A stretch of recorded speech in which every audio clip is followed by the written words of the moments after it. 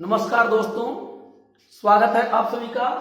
आप लोग ध्यान से देखें, आज निम्न संख्याओं के अपवर्त्य और गुणनखंड ज्ञात करना है। आज आप लोग सीखें कैसे ये निकाला जाएगा, ठीक ना।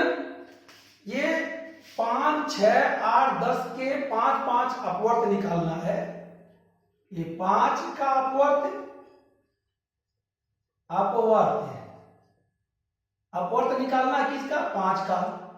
6 का निकालना है, 8 का निकालना है और 10 का निकालना है, ठीक ना। ये 5 अपवर्त्य निकालना। अपवर्त्य का मतलब होता है पहाड़ा या गुणज, पहाड़ा या गुणज। जैसे 5 का निकालना है तो 5 एकम 5, 5 दूना 10, 5 तिया 15, 5 चौके 20 और 5 पचे 25, ठीक ना। अब 5 का 5 हो जाएगा, 10 हो जाएगा, 15, 20, 25, 5 छक्का 30, 5 होते 35, 5 बटे 40, इस तरह से अनंत तक हो सकता है। तो यहां केवल कह रहा है 5 अपवर्त्य निकालना है। तो हम 5 बार पहाड़ा पढ़ दे, आने के बाद जो आ रहा है उसके बाद वही लिख दे। जैसे 6 एकम 6, 6 दूना 12, 6 त्रिक 18, 6 चौक 24, 6 पचे 30। फिर 8 का 8 एकम 8, 8 दूना 16, 8 त्रिक 24, 8 चौक 32, 8 पचे 40। 10 एकम 10, 10 दूना 20, 10 तिया 30, 10 चौक 40, 10 पचे 50। ये जो है 5 का रहा है, 5 निकल गया। इस तरह से आप किसी भी संख्या का अगर आप अपवर्त्य निकाल रहे हो तो अपवर्त्य का मतलब होता है पहाड़ा, ठीक है। उस संख्या में किसी दूसरी संख्या से गुणा करते जाइए, जो आता जाए उसको लिखते जाइए, वही आपका अपवर्त्य हो जाएगा, ठीक ना। उसी को गुणज भी कहते हैं। उसी को क्या कहते हैं? ये गुणज कहते हैं, ठीक। अब ध्यान दीजिए आप लोग, ये गुणनखंड ज्ञात करना है। गुणनखंड यहां ज्ञात करना है किसका किसका? 18 का, 45 का और 48 का।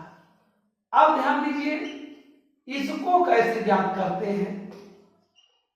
18 का, 45 का और 48 का गुणनखंड कैसे ज्ञात करेंगे? तो गुणनखंड का मतलब होता है कि उस संख्या में किसी संख्या से भाग दिया जाए और वो पूर्ण रूप से कट जाए, जिससे वो कटेगी ये संख्या, वो संख्या उसका गुणनखंड कहलाएगी। तो सबसे पहले यदि हम 18 को देखते हैं, ध्यान दें, ये चेक करना पड़ेगा। तो ये जो है, ये 18 जो है सबसे छोटी संख्या 1 से कटेगी, 1 से कटेगी और वो किससे कटेगी? स्वयं से कटेगी। 18 स्वयं से कटेगी। तो इस तरह से 1 और 18 इसका गुणनखंड हुआ। लेकिन बीच में इसके 1 और 18 के बीच में जो भी संख्याएं हैं, 2, 3, 4, 5, 6, 7, 8, 9, 10, 11, 12, 13, 14, 15, 16, 17, 18, 17। इनसे चेक करना पड़ेगा किनसे ये कटेगी, ठीक ना। तो आपको देखना पड़ेगा कि ये किससे किससे कटेगी। तो 1 से तो कटेगी ही, तो 1 इसका गुणनखंड हो गया। अब ध्यान दिया जाए 2 से कटेगी कि नहीं, तो 2 9 18, 2 से कट जाएगी तो 2 भी हो जाएगा। 3 से कटेगी कि नहीं कटेगी? 3 6 18, 3 से भी कट जाएगी। फिर 4 से देखा जाए, 4 से नहीं कटेगी। फिर 5 से देखा जाए, नहीं कटेगी। 6 से देखा जाए, 6 त्रिक 18, 6 से भी कट जाएगी। 7 से नहीं कटेगी, 8 से भी नहीं कटेगी, 9 से कटेगी, ठीक ना। किससे कटेगी? 9 से। 9 दूना 18, तो 9 से भी कटेगी। 10 से भी, 11 से, 12, 13, 14, 15, 16, 17, ये किसी संख्या से नहीं कट सकती। किस संख्या से कटेगी? ये स्वयं से कटेगी, 18 से। फिर ये इसके सभी गुणनखंड हुए, 18 के ये सभी गुणनखंड हुए। मतलब वो स्वयं से भी कटेगी और 1 से भी कटेगी। हर संख्या 1 से कटेगी, इसलिए प्रत्येक संख्या का गुणनखंड 1 अवश्य होता है। तो आप इसके बीच में ही जो भी आएगी संख्याएं आएंगी, ठीक ना।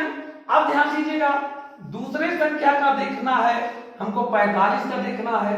अब ध्यान दीजिए, ये एक तथा 45 के बीच में ही जो संख्या मिलेंगी उससे एक कटेगी। तो 45 केवल स्वयं से तो कटबे करेगी, एक से कटबे करेगी, उसके बाद 45 से भी कटेगी, अंतिम में ये 45 से भी कटेगी।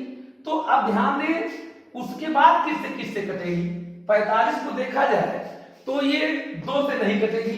क्योंकि 2 से नहीं कटेगी, क्योंकि इकाई का स्थान पर 2 नहीं है, शून्य नहीं है, इसलिए 2 से नहीं कटेगी। 3 से देखा जाए कटेगी, तो 3 से कटेगी कैसे मालूम पड़ेगा।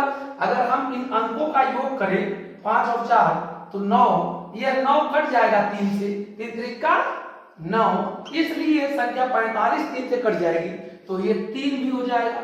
अब 4 से नहीं कटेगा, जो संख्या 4 से 2 से कटेगी वही संख्या 4 से भी कटेगी, इस 4 से भी नहीं कटेगा।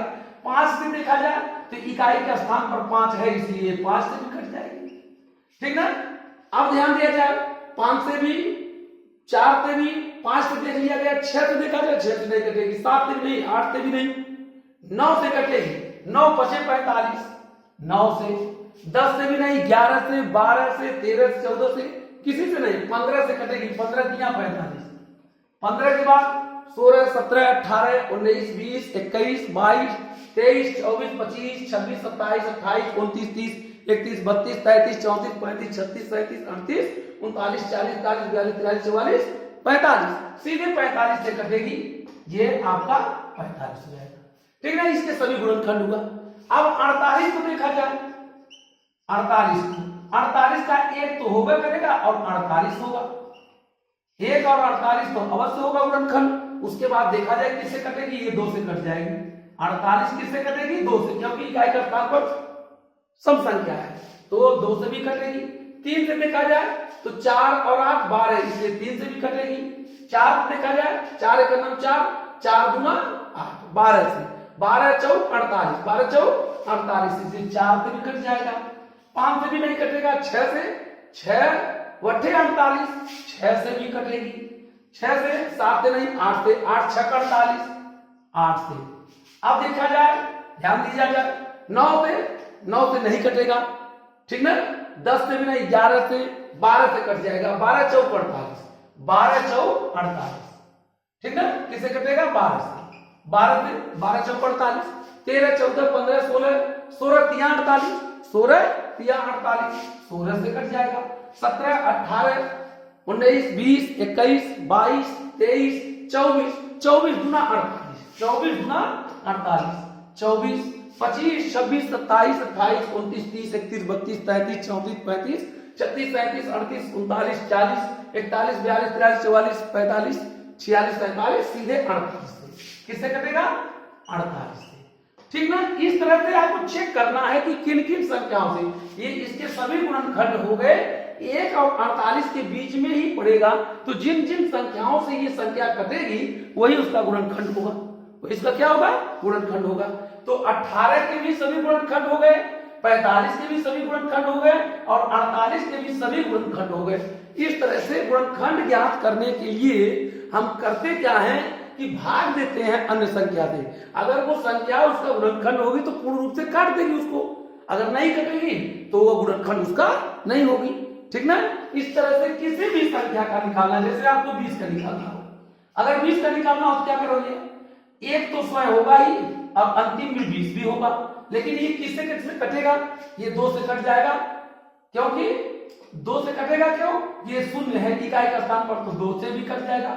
3 से भी नहीं कटेगा, 4 से देखा जाए तो जो संख्या 4 2 से कटेगी वो संख्या 4 से भी कटेगी, तो 4 से भी, 5 से भी, 5 चौक के 20, क्योंकि इकाई का स्थान पर शून्य है, 5 से भी, 6 7 8 9 सीधे 10 से कटेगी, 10 10 गुना 20, 11 12 13 14 15 16 17 नहीं कटेगा, 17 18 19 20, सीधे 20 से कटेगा, ये 20, मतलब ये बड़ी, इसका बड़ा गुणनखंड जो है स्वयं भी हो सकता है और सबसे छोटा 1 होगा।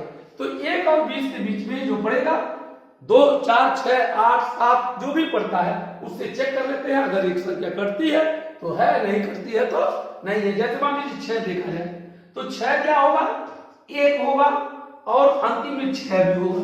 अब उसके बाद देखा जाए किससे कटेगा, 2 से कटेगा तो 2 3 6 तो 2 हो गया।